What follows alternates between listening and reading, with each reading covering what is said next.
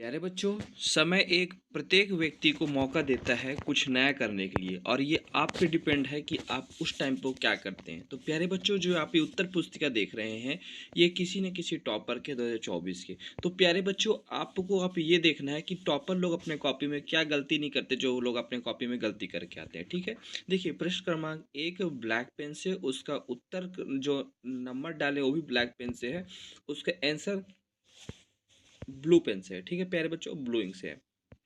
देखिए, इस प्रकार से बेहतरीन लिखिए। ठीक है, प्रश्न क्रमांक दूसरा, इसी प्रकार प्रश्न क्रमांक तीसरा।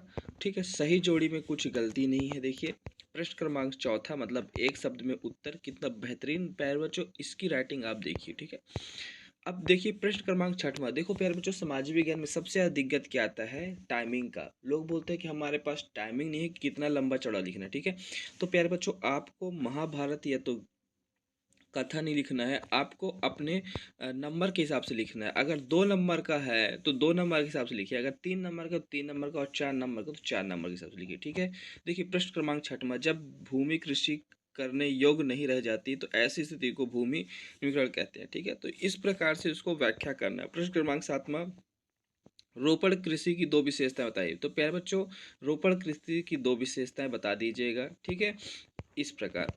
फिर नेक्स्ट क्वेश्चन है प्यारे बच्चों आठवां। ठीक है, सहकारी उद्योग उत्पादन की करने के लिए क्या बेहतरीन। देखिए प्यारे बच्चों, क्या राइटिंग बना के लिखा है, मज़ा आ गया है, कितना सुंदर। तो प्यारे बच्चों, आप ही इसी पैटर्न को फॉलो कीजिए। और अगर आप अथवा का क्वेश्चन कर रहे हो तो प्लीज़, जैसे देखो प्रश्न नंबर 11वां के अथवा की है, तो अथवा लिख भी दिए हैं बाजू में। ठीक है, प्रथम विश्व युद्ध के बारे में। देखो, इस प्रकार से आप भी लिखना बेहतरीन प्यारे बच्चों। आप एक, मैं इसलिए दिखाता हूँ प्यारे बच्चों को ताकि देख लेगी कितना लाइन छोड़ना है। कोई कोई अपने मर्जी से लाइन छोड़ता है, कोई अपने मर्जी से लाइन नहीं छोड़ता है।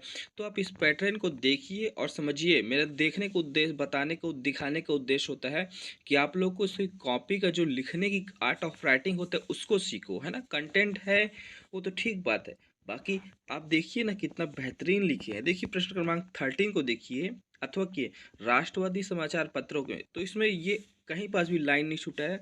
और जो इसका बनावट है, जो स्ट्रक्चर है, मान के चलो जो इसका लिखने की तरीका बहुत ही अच्छा है देखने में। ठीक है, प्रश्न क्रमांक 14वां 15वां, लोकतांत्रिक शासन व्यवस्था क्या है, कैसी शासन व्यवस्था बताइए। ठीक है, देखिए संगठित क्षेत्र की 2 विशेषता लिखिए। तो इस प्रकार से आप क्वेश्चन को कर सकते हैं। ठीक है, देखो वैश्वीकरण को बढ़ावा देने वाले निम्न कारक कौन कौन से, तो तकनीक है, बहुराष्ट्रीय कंपनियों का विस्तार है।